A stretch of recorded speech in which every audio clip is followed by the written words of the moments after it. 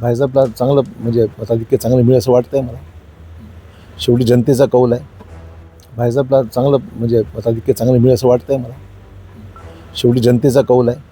तर उद्या जी मतमोजणी होणार होती ती 21 डिसेंबर नागपूर खंडपीठाने निर्णय केला. तर असं आहे की नगरपालिका किंवा स्थानिक स्वराज्य संस्थांच्या बाबतीमध्ये कदाचित काही कायदे वेगळे असतील, मला माहीत नाही.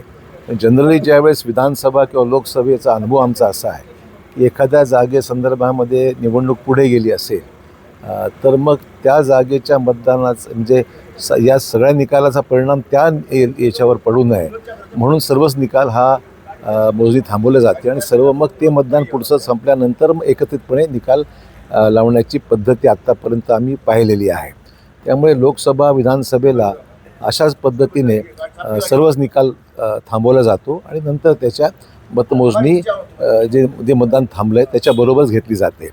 त्यामुळे आता लोकल बॉडीचाही विषय कदाचित निवडणूक आयोगाने त्याच पद्धतीने विचार केला असावा असं दिसतंय. अधिकृत मला काय सांगता येणार नाही, पण जनरल ही स्थिती नेहमी अशी राहिलेली आहे.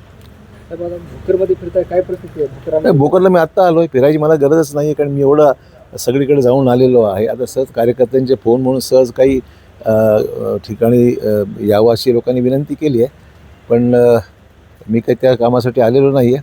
मी इथे आमच्या ऑफिसमध्ये बसलो या ठिकाणी. गरज पडल्याशिवाय काही विषय असतात तर बाकी सर्व चांगलं चाललेलं आहे. जिल्ह्यात जनरली माहिती चांगली आहे. भाजपला चांगलं म्हणजे मताधिक्य चांगलं मिळेल असं वाटतंय मला. शेवटी जनतेचा कौल आहे.